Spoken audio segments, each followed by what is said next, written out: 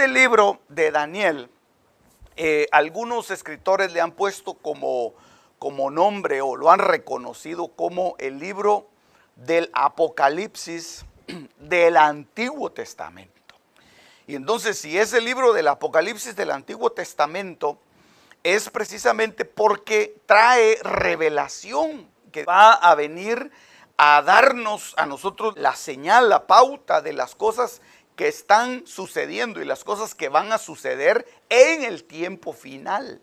En el tiempo final, acuérdense que el libro de Apocalipsis es un libro de tiempos finales, en donde se narran eventos que van a suceder y muchos de ellos ya se están dando. Ya se están dando. El libro de Apocalipsis no es algo que vaya a surgir como las películas de Hollywood, ¿verdad? Que dice, oh, eso es un evento apocalíptico, dice, porque surgieron un montón de terremotos, un montón de guerras y bestias salvajes y todo eso. No, hermano, el libro de Apocalipsis es un libro en el cual se van destapando y se van viendo cosas que van a suceder y que ya vienen sucediendo desde hace mucho tiempo atrás. Y entonces el libro de Daniel, por lo tanto, es un libro que en este tiempo ya nosotros estamos observando su cumplimiento. Ya estamos viendo el cumplimiento del libro de Daniel. Okay.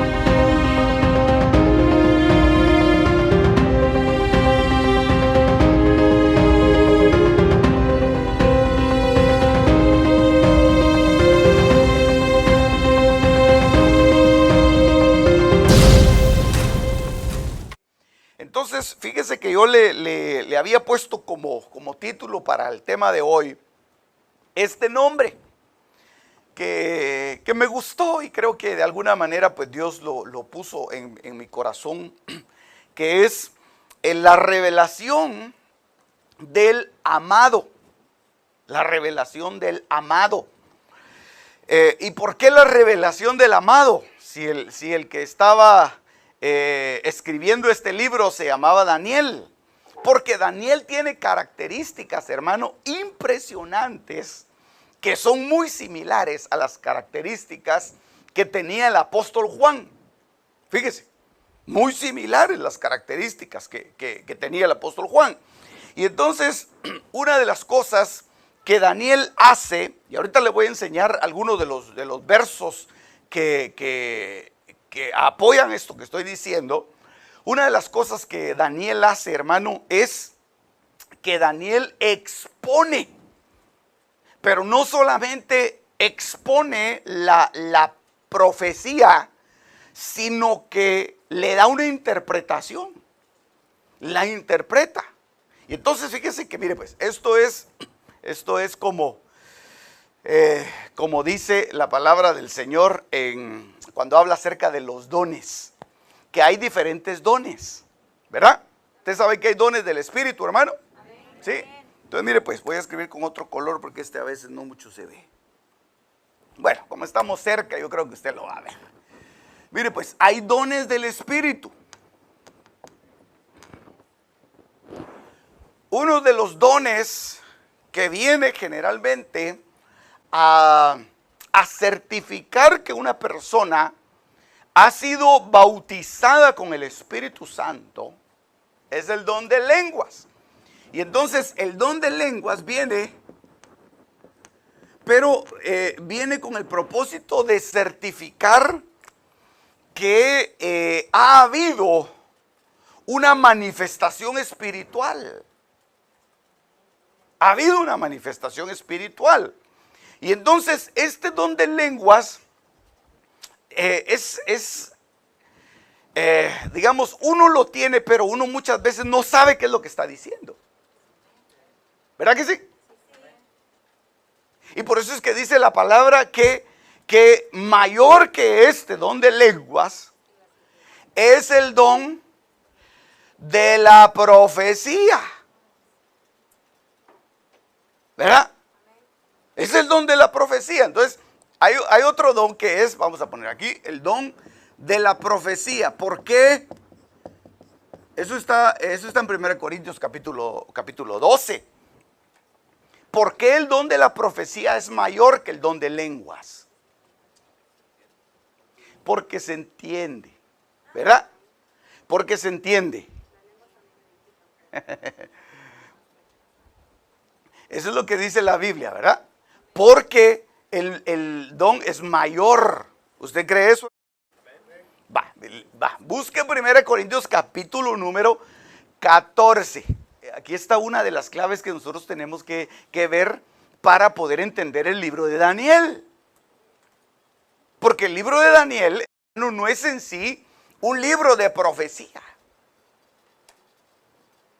Ahorita le voy a decir, aunque está dentro de los profetas mayores, pero muchos aún han dudado de que Daniel era un profeta, porque no profetizó, sino que lo que hizo fue que él interpretó. Él vio, él tuvo visiones y él las discernió y él sabía que era lo que iba a suceder. Entonces muchos dicen, él no era un profeta, pero espérenme un ratito, ahorita le voy a explicar por qué sí entra dentro de esa categorización de profeta. Porque dice, mayor es el que profetiza que el que habla en lenguas. Muy bien. Y entonces, aquí viene otra cosa. Porque el don de lenguas está aquí. Mayor es el que profetiza. Pero si éste interpreta las lenguas, lo que yo logro deducir de lo que dice ahí es que si hay una interpretación de lenguas, entonces este que tiene lenguas y que tiene profecía dice que es mayor que el que tiene profecía. ¿Por qué? Porque las interpreta. Entonces, mire pues, el don de lenguas. ¿El don de lenguas para qué es? Eso, mero. Entonces, el don de lenguas es para edificación. Ok.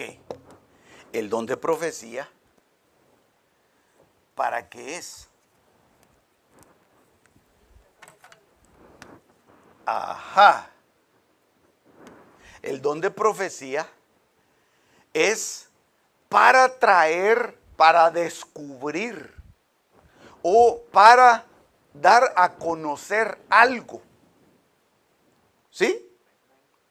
Entonces, el don de profecía ya viene, ya edifica al pueblo. ¿Por qué? Porque se descubre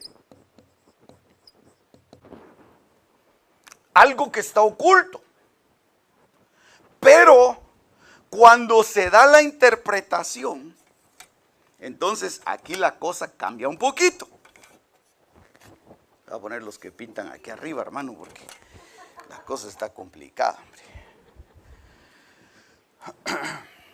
Entonces, ya cuando viene esto, entonces el que interpreta lo que va a hacer es que va a decir exactamente,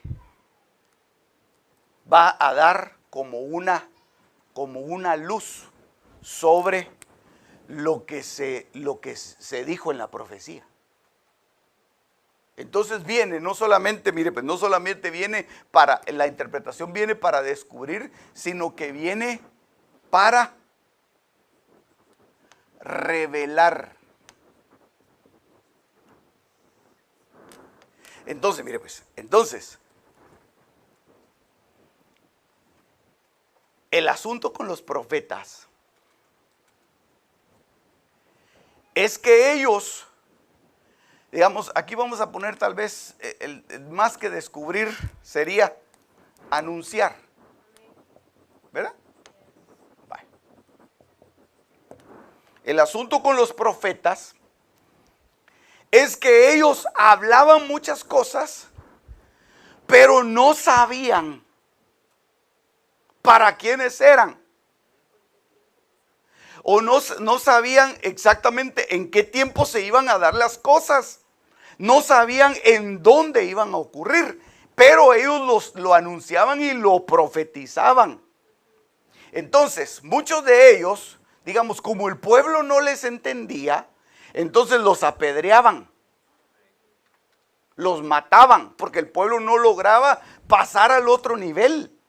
El pueblo no lograba entender eso, pero el asunto es que tenía que venir la revelación a través de la interpretación, y entonces eso era precisamente lo que Daniel hacía, porque Daniel agarraba, digamos, por ejemplo, venía y estudiaba al profeta Jeremías, y entonces él revelaba qué iba a pasar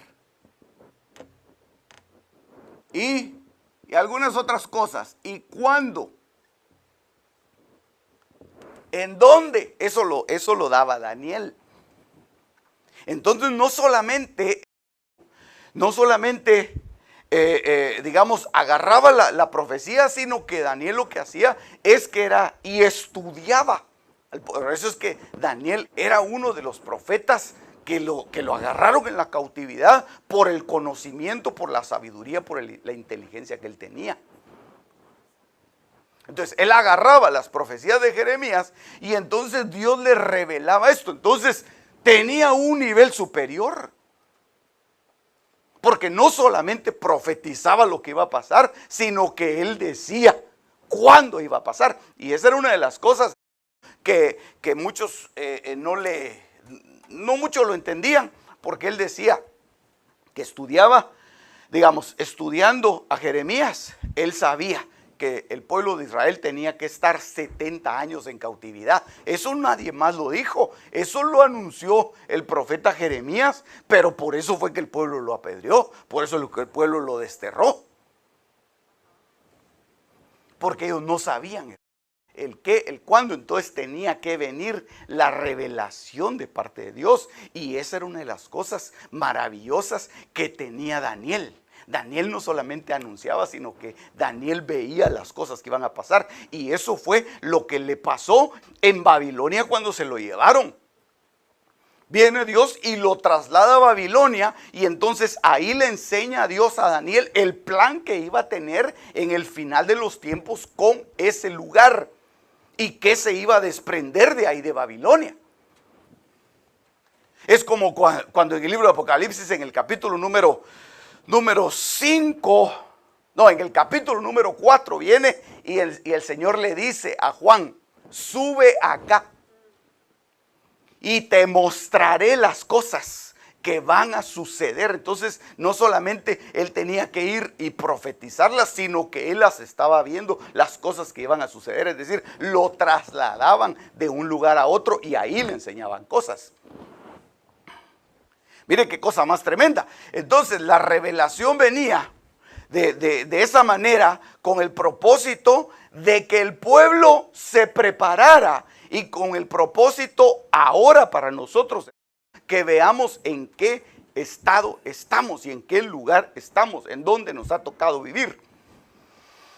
Ok, el nombre Daniel significa Dios es mi juez. Ese es el nombre de Daniel. Pero yo le puse ahí un subtítulo: el varón muy amado. Y entonces aquí es donde nosotros vamos a ver que para poder ascender, para poder estar en esta categoría, se necesita de un elemento maravilloso que posiblemente lo hemos desechado. Y es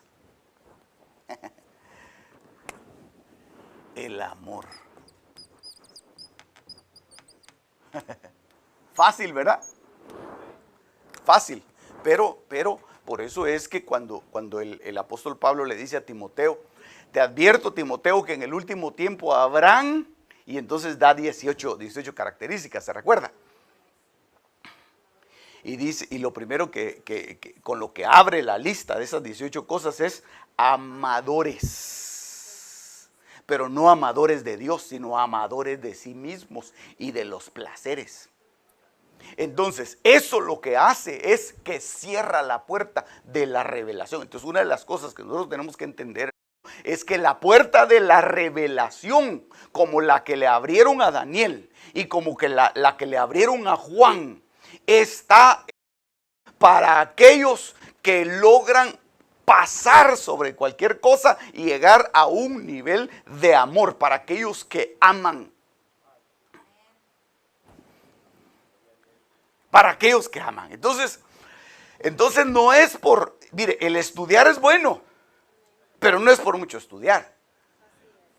El asistir a la iglesia es bueno, pero no es por asistir a la iglesia.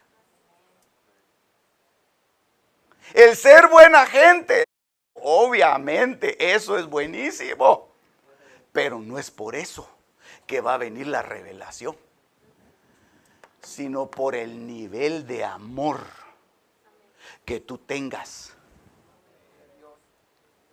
El nivel de amor que tú tengas, ese nivel te va a trasladar a esta estatura. Por eso el Señor dice, va a pasar, las profecías van a dejar de ser. La fe se va a terminar. La esperanza se va a quedar en el pasado, pero lo que va a prevalecer va a ser el amor. El amor. Y le digo, nosotros lo hemos desechado y ya no se predica de eso. Bueno, yo no sé, yo tengo mucho tiempo de no escuchar un mensaje de 1 Corintios capítulo número 13. ¿De qué se trata eso, pastor? Usted tampoco. Porque, 1 Corintios capítulo 13 empieza diciendo, si hablas en lenguas humanas, mire esto, es que eso es lindo, hombre. Conocer, digamos, el tener dones, el tener un montón de cosas y el profetizar ha de ser precioso. Digamos que venga un profeta y empiece a agarrar a uno por uno, ¿verdad? Le hacen cola y les empieza a profetizar. A ti te va a tocar esto. A ti te van a nombrar gerente de tu empresa. Tú vas a prosperar. Tú vas a llegar a ser presidente de la nación. Tú vas a llegar muy lejos. Tú vas a ser aquí, tú vas a ser por allá. Hermano, pero este es un nivel bajo todavía.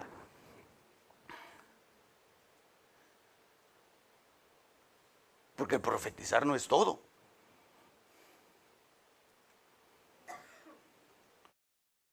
Si Saúl profetizaba, siendo un rey que no estaba bien con Dios, y profetizaba. Entonces no se trata simplemente de que uno vaya a querer que a través de estos dones uno va a recibir la revelación de parte de Dios, porque eso es para muy pocos. Eso es para muy pocos. El Señor, hermano, lo seguían multitudes, pero a los que mandaba de 2 en 2 era 70 discípulos, los mandaba de 2 en 2.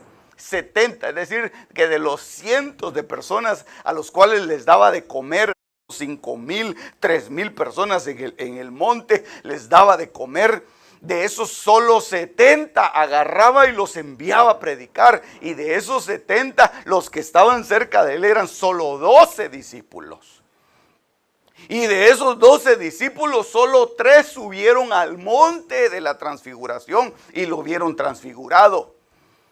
Y de esos 3 discípulos del monte de la transfiguración, solo a uno se lo llevan al cielo vivo, para que vea las cosas que van a suceder sobre la tierra. Ese uno se llamaba Juan. ¿Y sabe por qué se lo llevaron a él? No porque él tuviera, no, hermano. No, sino porque Él amaba. Entonces una de las cosas por las que nosotros nos tenemos que esforzar es en amar.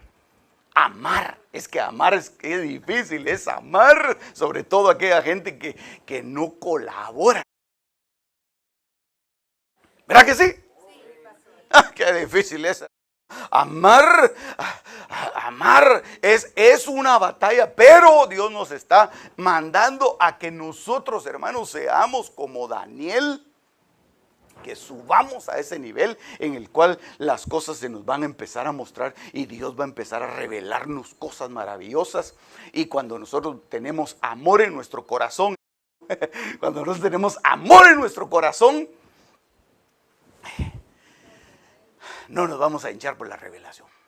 ¿Por qué le puse yo el varón amado? Porque Daniel capítulo 10 verso 11, viene un ángel del cielo y le viene a decir a Daniel: varón muy amado. Aleluya. Está atento a las palabras que te hablaré y ponte en pie.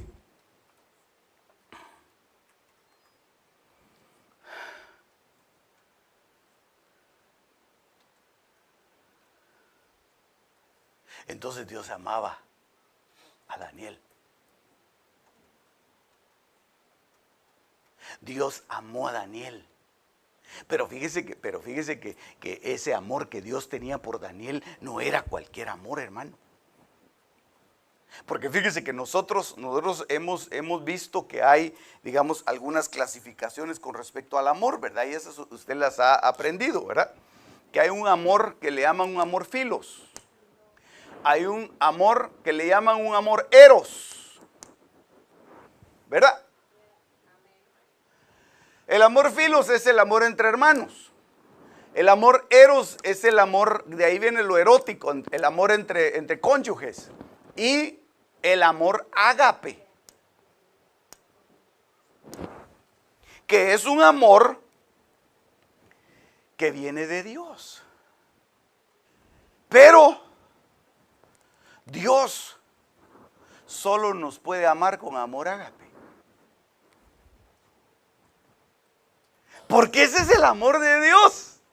Entonces Dios amaba a Daniel, pero fíjese qué cosa más tremenda. Aquí en el siguiente verso, en el verso 19, viene y otra vez el ángel le dice a Daniel: varón muy amado, no temas, la paz sea contigo, esfuérzate y aliéntate.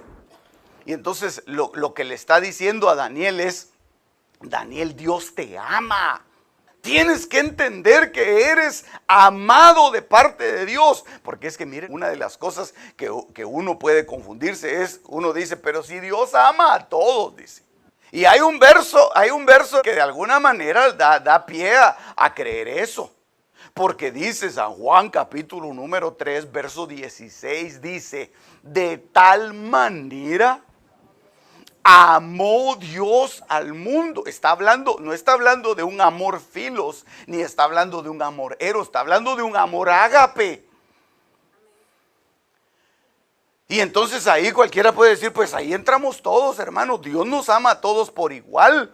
Pero déjeme decirle algo, y posiblemente esto rompe con algunas estructuras religiosas. Lo lamento. Pero porque es que la Biblia dice: Dios ama al dador alegre. ¿No estaría redundante ese verso? ¿No estaría de más este verso? Dios ama al dador. Si Dios ama a todos, ¿para qué lo pusieron ahí?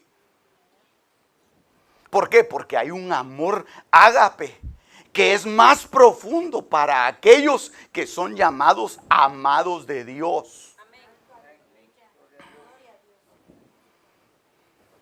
Mire pues, usted ama a sus hijos, sí, y ama a su esposa o a su esposo, pero el amor es diferente. Usted lo puede amar con amor ágape, pero no va a amar lo mismo a su hijo, a su hermano, a su primo o aún dentro de la congregación que a su cónyuge. Hay un amor más profundo, hay un amor más cercano, hay un amor más grande, pero siempre es un amor de este. Siempre es un amor ágape. Con este amor es el que nosotros nos tenemos que identificar. Apocalipsis capítulo 3 verso 9, hay una iglesia a la que el Señor le dice: he aquí yo entrego en la sinagoga de Satanás a los que se dicen ser judíos y no lo son, sino que mienten. He aquí yo haré que vengan y adoren delante de tus pies y que reconozcan. ¿Que reconozcan qué? Que yo te he amado. Entonces sí podemos nosotros trabajar en pos de este amor. Sí podemos nosotros ir perfeccionando el amor y ser llamados como Daniel, amados de Dios. ¿Cómo lo hizo Juan? Usted vea las actitudes que Juan tenía, hermano, durante todo el transcurso del ministerio. Y las pocas veces que se deja ver que está Juan por ahí, usted siempre lo va a ver a Juan con una actitud de amor. Por eso es que le llamaban a él al discípulo del amor. Y cuando Juan escribe, él habla a la iglesia y le dice: a la iglesia amada, amado, yo deseo que seas prosperado. Es decir, el amor que tenía Juan lo hizo a él un recipiente maravilloso de la revelación de Dios. Entonces aquí la clave está en amar. La clave está en amar. Y entonces por eso es que nos tenemos que esforzar, hermano. Nos tenemos que esforzar. Por eso es que no puede haber, mire, no puede haber un cristiano que diga: y es que yo a fulano de tal yo lo odio. No puede hacer eso. No puede. Bueno, sí puede, pues puede hacer lo que se le antoja, hermano. Pero eso no lo lleva a este nivel. Eso no lo va a llevar al nivel de la revelación de Dios. Vea esto. Deuteronomio capítulo 7, verso 12. Dice: y sucederá que porque escuchas estos decretos y los guardas y los cumples, el Señor tu Dios guardará su pacto contigo y su misericordia que juró a tus padres. Y te amará. Y te amará. Entonces tenemos que esforzarnos por llegar a ese nivel de amor. Y una de las cosas que hizo Daniel es que perfeccionó su nivel de amor para con Dios. Y entonces Dios le empezó a abrir su tesoro. Porque el tesoro de la revelación de Dios solamente se los da el Señor a los amados. Sí, otros podrán tener profecías, otros podrán tener manifestaciones y podrán decir cosas tremendas que van a suceder. De aquí a una semana va a suceder tal y tal cosa, y eso sucede. Aquí en medio de la congregación hay un fulano que tiene dolor de estómago en este momento y se levanta alguien: ay, sí, cabal, pastor, yo estaba... qué cosa más tremenda. Pero eso todavía está en este nivel, hermano. Eso todavía está en este nivel. Yo creo que nosotros deberíamos de suplicarle al Señor y decirle: Señor, yo quiero entrar al nivel de amor, al nivel en el cual la iglesia, recuérdese que la iglesia de Filadelfia es la iglesia que en figura está representando a los arrebatados, los que no pasan por la tribulación. ¿Por qué? Porque el Señor la amó. El Señor la amó. Entonces busquemos eso, busquemos el ser amados por Dios. Mire cómo el Señor lo deja, pero clarísimo aquí en los evangelios. Marcos capítulo 1 y Marcos capítulo 9, verso 7, dando Dios testimonio de Jesús. Dice: vino una voz del cielo que decía, esa es la voz del Padre: tú eres mi Hijo amado, en ti tengo contentamiento. Y en Marcos capítulo 9, verso 7, cuando ellos estaban en la transfiguración, el monte de la transfiguración, vino una nube que les cubrió de sombra y desde la nube una voz que decía: este es mi Hijo amado, a él oíd.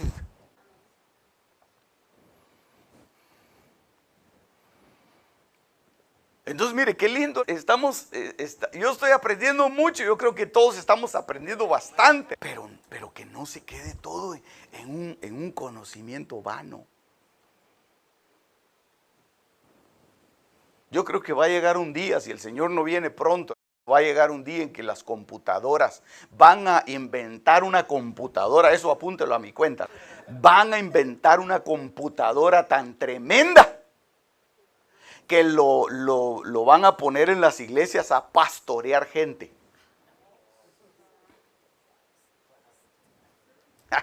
Ese pastor muy ocurrente, hombre. Ahí va a ver. Ahí va a ver. Por eso le digo, si el Señor no viene pronto, no se asombre que empiecen a salir las ciberiglesias. En donde va a haber un robot predicándole a la gente y va a tener un conocimiento impresionante, hermano. Va a tener unos alcances, pero impresionantes, tremendos. Va a conocer la historia, va a dar unas clases magistrales exactamente, pero preciosas, hermano. Con una didáctica, una pedagogía, una psicología, de todo, porque para eso es que viene la inteligencia artificial. Para eso es que viene. Todo eso los hacen casi como humanos. Si hay una computadora por ahí que se llama Sofía. Y no es raro el nombre que le pusieron, ¿verdad? Sofía, porque Sofía quiere decir sabiduría. Y esa computadora platica con usted, hermano. Como, ha de ser bonito platicar con ella, hermano. Sabe todo. Sabe todo, se ríe y le dice: no, tú estás bromeando conmigo, ja, ja, ja, ja, ja, ja. Es que mire, por eso le digo, eso hermano parece fantasía, pero va a suceder. Entonces mire, entonces no se trata de saber la Biblia, no se trata de predicar bonito, no se trata de tener un tremendo conocimiento, no, se trata de cuánto amas y cuánto Dios te ama, cuánto Dios te ama,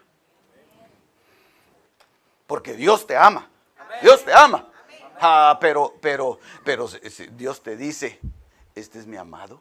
Así te dice Dios. Yo peleo por eso. De que el Señor un día me diga: este es mi amado. Este es mi amado. Así le dijeron a Jesús: este es mi Hijo amado. A Él, óiganlo. Él ama. Él ama. Por eso es que la palabra se la revelaba el Señor, hermano, a los que se acercaban a Él con el deseo de escuchar el discurso, pero no con el deseo de como los fariseos, de contender. No con el propósito, hermano, de ir y aprender más. Un día llegaron a visitarlo al Señor, llegaron a visitar unos griegos. Usted sabe que los griegos en ese tiempo, hermano, tenían los mejores filósofos, tenían los mejores científicos, los más estudiosos, habían avanzado en el conocimiento de una manera impresionante y llegaron a visitar al Señor y el Señor ni siquiera los recibió. No es por conocimiento, es por cuánto amas. Los griegos se enojaron y se fueron. Dijeron: aquí yo quería aprender más, yo quería tener más conocimiento. El Señor los mandó por un tubo. Pero a la mujer sirofenicia, a ella no. Aleluya. Qué cosa más tremenda, hombre. Entonces, aquí en Colosenses capítulo 4, verso 14, Hay otro hombre que le llaman el amado también. O saluda Lucas, el médico amado. Es que cuando Dios te llegue a amar, tú lo vas a saber. Tú vas a entender que tú eres el amado. Tú vas a entender que tú eres el amado de Dios. Por eso es, yo no sé si me va a dar tiempo para llegar a ese versículo, pero por eso es que cuando el apóstol Juan está escribiendo usted sabe que él escribió un evangelio, ¿verdad? El evangelio según San Juan, él lo escribió. Y escribió otras epístolas. Pero cuando él está escribiendo su evangelio, él pone, él mismo, el discípulo. Y estaba ahí cerca, dice él, el discípulo al que Jesús amaba. Hablando de él. Y estando en la cruz, él escribe otra vez. Y dice, y estaba ahí con María, que era la madre de Jesús, el discípulo al que él amaba. Era él mismo. Él se sentía amado. Entonces, eso es un nivel el que Dios nos quiere llevar, nos quiere meter, de que nosotros seamos llamados amados de Dios, aunque no tengamos un reconocimiento de nadie. Pero si Dios te llega a decir, tú eres el amado, te va a empezar a revelar y te va a empezar a dar cosas que son solo para ti. Aleluya. Juan 13:23. Y eso lo escribe el mismo Juan. Y uno de sus discípulos al cual Jesús amaba estaba recostado en el pecho de Jesús. Él estaba hablando de él mismo. Va, sigamos pues. Nehemías capítulo 13, verso 26.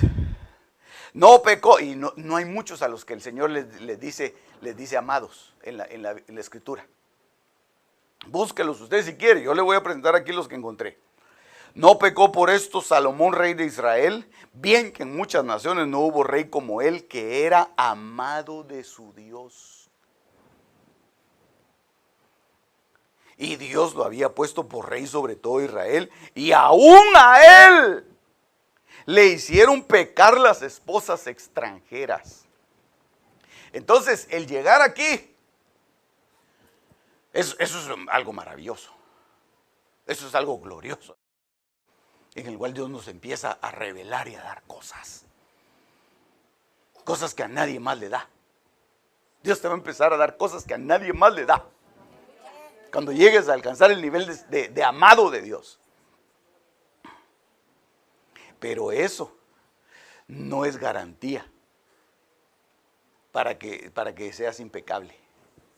Porque aún Salomón se le presenta al Señor y le dice, ¿qué quiere Salomón? Salomón, mire qué cosa más tremenda. Él no pide riquezas, él no pide fama, él no pide nada. Él lo único que pide es sabiduría. Señor, dame conocimiento para guiar a este pueblo. Muy bien, te voy a dar eso. Y no solamente eso, sino que lo que no pediste también te lo doy. Porque te he amado. Y usted sabe que al final de la carrera, mire Salomón lo que hace. Entonces tenemos que cuidarnos. De Benjamín también dice, aquí va otro. De Benjamín dijo, el amado de Jehová habitará confiado cerca de él, Jehová lo cubrirá siempre y entre sus hombros morará. Entonces aquí tendríamos que ver la historia de Benjamín, pero eso se lo dejo para que usted lo estudie despacito en su casa con una tacita de café. Aleluya. Benjamín, amado. Y aquí hay otro, genealogía de Jesucristo, libro de la genealogía de Jesucristo, hijo de David, hijo de Abraham. ¿Dónde está el amado ahí? ¿Dónde está el amado ahí? David quiere decir el amado.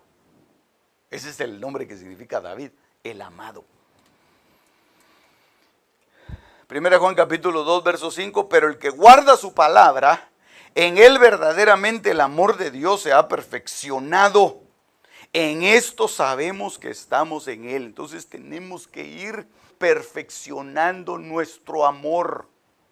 El que guarda su palabra. El amor de Dios se ha perfeccionado. Entonces, si nosotros logramos ir en ese proceso de ir perfeccionando el amor, esto va a ser piece of cake, hombre. Vamos a entender. Vamos a decir, esto está sucediendo, estas cosas están pasando, esto es para mí, esta revelación, yo sé que Dios la va a ir cumpliendo poco a poco, pero lo vamos a ir entendiendo, Conforme nuestro amor se va perfeccionando. Sí se puede perfeccionar el amor, guardando su palabra. Ok, entonces, fíjese que de Jesús, Dios dijo 7 veces.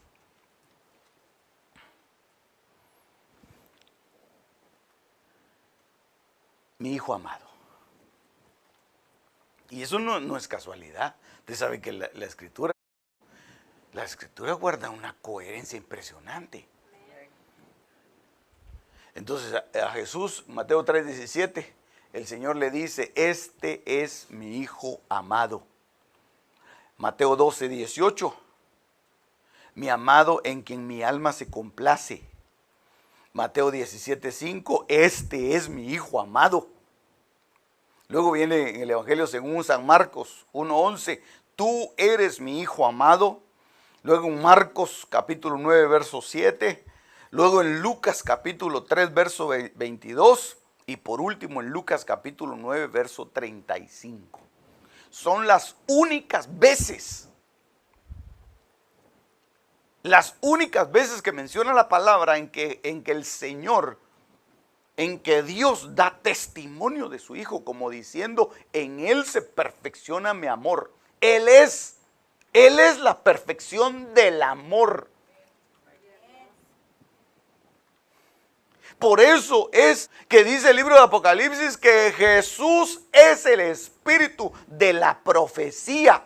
Y el espíritu de la profecía solo se puede revelar e interpretar a aquellos que están amados, que son amados y que aman a Dios. Eso. Si no, para los demás va a estar cerrado.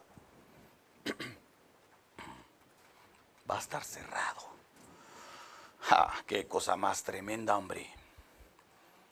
Cuando el apóstol Pablo escribe, mire, el apóstol Pablo, yo creo que él era un hombre que amaba a Dios. Tal vez no quedó escrito aquí en la palabra, pero yo creo que él era un amado de Dios. Él a siete personas les escribe diciéndoles amado. Qué casualidad, ¿verdad? ¿Por qué no fueron 8? ¿Por qué no fueron 6? 4 o 14, sino que fueron 7 personas. Ahí están los nombres. Esos nombres tal vez usted nunca los ha leído en la escritura, ¿verdad? Amplias. Estaquis. Así sea, en Romanos 16:9 habla de una salutación bien tremenda de mucha gente. Timoteo, Tíquico, Onésimo, Lucas y Filemón. Entonces mire qué importante es el que nosotros nos sintamos amados.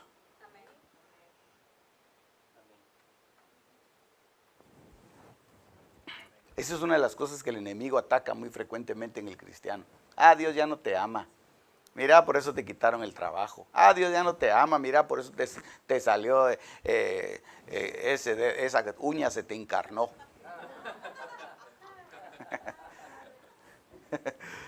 Por eso es que Dios ya no te ama. Ve, ya viste cómo te va de mal.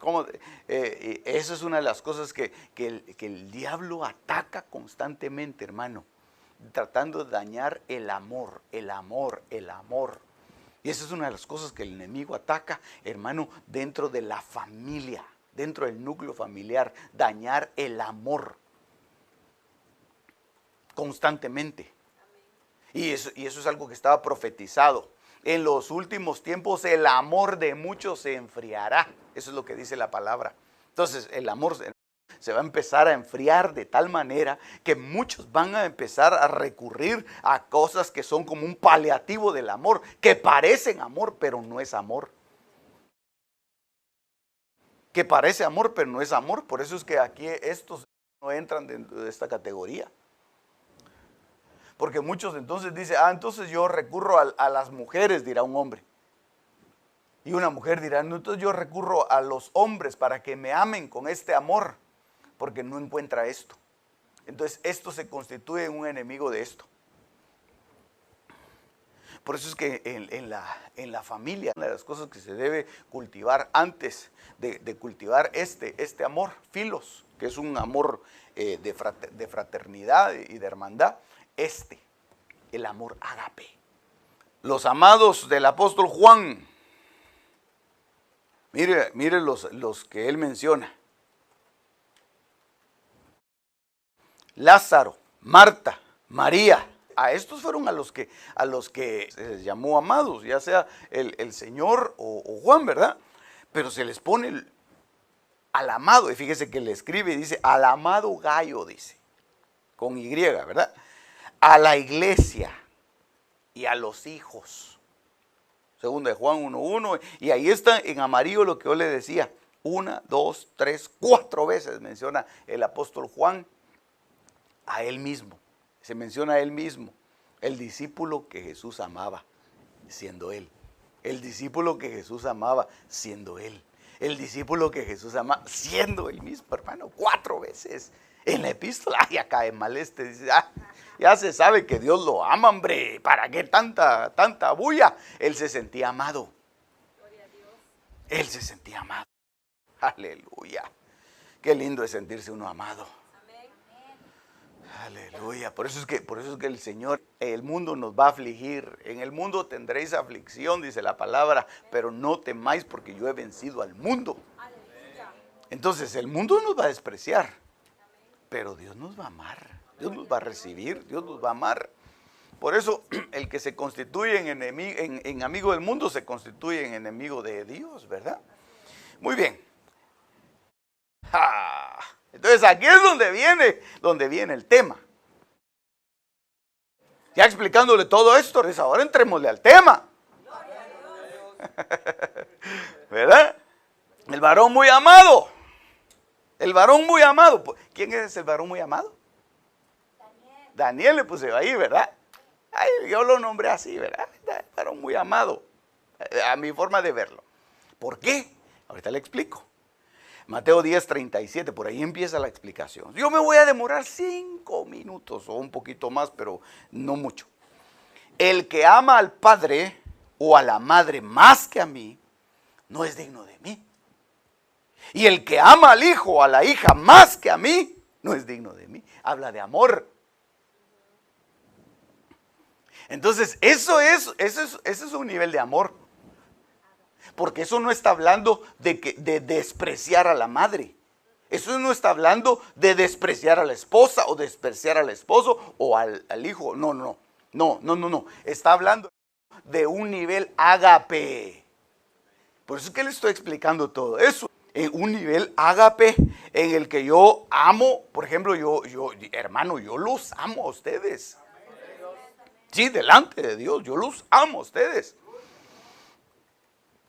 Pero ¿saben a quién amo más? No de los que están aquí sentados. Oh, mire, a mi amada, a mi esposa. Ese es un nivel superlativo, hermano. Es un nivel superlativo, pero eso no quiere decir que no los ame a ustedes. Usted también es así. Usted ama al hermano que tiene a la par suya. ¿Verdad que sí? Sí, véalo, hermano. ¿Verdad que sí? ¿Verdad que no está mal emplasticado? ¿Verdad que está bien bonito? ¿Lo ama? Sí, lo ama. Yo le puedo decir a alguien, hermano, yo lo amo en el amor de Cristo. Es un amor ágape. Pero no en el nivel en el que yo ame a mi esposa. Es un nivel superior. Entonces aquí lo que está diciendo es que el Señor tiene que tener el primer nivel. Y entonces viene Daniel Y Dios le hace entender que ese es el nivel de amor que Él quiere para darle todo lo que le va a dar. Y entonces, Lucas capítulo 14, verso 26, Daniel tiene que hacer esas 7 renuncias. Yo le puse así, 7 renuncias. Porque dice, si alguno viene a mí y no me ama más que a su padre, a su madre, a su esposa, a sus hijos, a sus hermanos y a sus hermanas, y aún más que a sí mismo, no puede ser mi discípulo. Entonces Daniel tiene que renunciar a 7 cosas. Y lo hace de buena gana y voluntariamente. A su padre, a su madre, a su esposa, a sus hijos, a sus hermanos, sus hermanas y a sí mismo. ¿Cómo lo hace? Segundo libro de Reyes, capítulo 20, verso 16. Entonces Isaías dijo a Ezequías, aquí está lo que le expliqué la vez pasada, ¿verdad? La profecía de Isaías para este rey Ezequías, el que vivió 15 años más. Oye palabra de Jehová. He aquí vienen días en que todo lo que está en tu casa y todo lo que tus padres han atesorado hasta hoy será llevado a Babilonia sin quedar nada, dijo Jehová. Y de tus hijos que saldrán de ti, que habrás engendrado, tomarán y serán eunucos en el palacio del rey de Babilonia. Entonces, lo que le estaba diciendo es, este rey estaba diciendo, yo voy a tomar un grupo de jóvenes que van a ser eunucos en tierra extranjera. Esos son los higos buenos, porque hay otros higos malos. Y entonces esos higos buenos están aquí, Daniel 1:7, a los cuales el príncipe de los eunucos puso nombres. A Daniel llamó Belsasar, a Anías Sadrac, a Misael Mesac y a Azarías Abednego. Entonces, el cumplimiento de esta anterior profecía, se la voy a poner otra vez. Segunda de Reyes 20:16. Llegará el día en que de tus hijos van a salir eunucos para el palacio de Babilonia. Se cumplió en Daniel 1:7. En donde viene y agarra el príncipe de los eunucos. Obviamente el príncipe de los eunucos era el que estaba encima de todos los eunucos. Y entonces meten dentro de ese paquete a Daniel, a Ananías, a Misael y a Azarías. En ese momento, Daniel ya había renunciado a su padre, a su madre. ¿Por qué? Porque lo habían traído. En ese momento lo hacen renunciar a su esposa y lo hacen renunciar a su descendencia.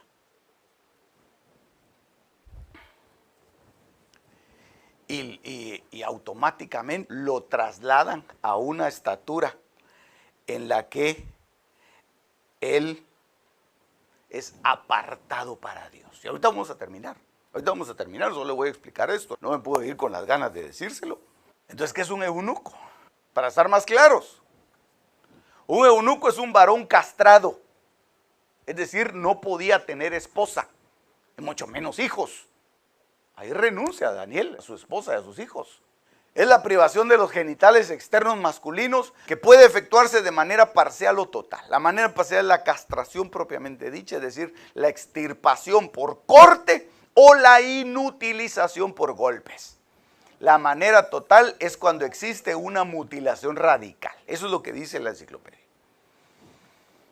Entonces, lo hicieron renunciar. ¿Por qué? Porque el Señor lo quería llevar a un nivel en el cual le iba a mostrar cosas impresionantes. Mateo capítulo 19, verso 11, el Señor lo explica de esta manera. Le dice el Señor, no todos son capaces de recibir esto. Porque los discípulos estaban un poquito escandalizados cuando les habló acerca del matrimonio, ¿verdad? Dios, no todos están capacitados para esto, sino aquellos a quienes es dado. Pues hay eunucos que nacieron así del vientre de su madre, Hay eunucos que son hechos eunucos por los hombres y hay eunucos que asimismo se hicieron eunucos por causa del reino de los cielos. El que sea capaz de recibir esto, que lo reciba. Oh, entonces hay algo que definitivamente Dios lo tiene que dar. Dios lo tiene que dar. Por eso es que el apóstol Pablo decía: yo quisiera que todos fueran como yo. ¿Por qué? Porque él, por causa del reino de los cielos, él se había privado de esposa, de hijos, de todo. Él había renunciado a su herencia como hermanos. Él lo habían sacado de la genealogía, le habían extirpado prácticamente toda su descendencia. ¿Por qué? Por causa del reino de los cielos. Y entonces dice aquí: y el hijo del extranjero que se ha adherido a Jehová, no hable diciendo: Jehová me apartó totalmente de su pueblo. Ni dígale eunuco: he aquí yo soy árbol seco. Porque así dice Jehová a los eunucos que guardaren mis sábados y escogieren lo que yo quiero y abrazaren mi pacto. Yo les daré lugar en mi casa y dentro de mis muros, y nombre mejor que el de hijos e hijas, nombre perpetuo les daré, que nunca perecerá. Entonces, sí hay una renuncia, y por eso es que el Señor lo explica en el Evangelio según San Mateo. Hay quienes lo hacen voluntariamente, hay quienes los hacen los hombres, y hay quienes ya vienen así por causa del reino de los cielos. Entonces lo que nosotros tenemos que discernir, en qué condición estamos nosotros. ¡Ah! ¡Qué cosa más tremenda, hombre! ¿Cuánto amas a Dios? Ahí estaría el primer termómetro. ¿Cuánto amas a Dios? Hay gente que ama a Dios y están buscando al Señor y tratan de serle fieles, pero si la mujer, el cónyuge, se opone a que vaya a la iglesia, ya no va. No, pastor, es que para no causar problemas, fíjese que mejor me quedo aquí en mi casita. Mejor ya renuncié a eso, porque mire, yo quiero la unidad familiar. Mire, hermano, hay una de las cosas que Dios lo pone a uno a elegir. Dios te pone a escoger. ¿Y cómo vas tú a reaccionar a eso? Ahí es donde tenemos que entrar a considerar eso, pero eso será en el próximo y emocionante capítulo de la serie. Así que no se lo pierda, hermano, porque tenemos que ver efectivamente cómo nosotros podemos alcanzar ese nivel. Porque si no, cualquiera diría: ay, hermano, entonces mire, entonces qué doloroso ha de ser eso. Porque no es una condición física, sino es una condición espiritual. Es una condición espiritual, hermano, en el cual Dios te tiene que llevar a ese nivel. Muy bien. Aquí tenía otro, pero creo que tal vez solo se lo voy a poner ahí las 7 etapas de Daniel. Y aquí lo voy a dejar con esto. Las 7 etapas de Daniel. Lo primero, llevado a Babilonia. Después interpreta sueños. Esos no son los sueños de él. Después viene y es exaltado a causa de la revelación que tiene respecto a los sueños.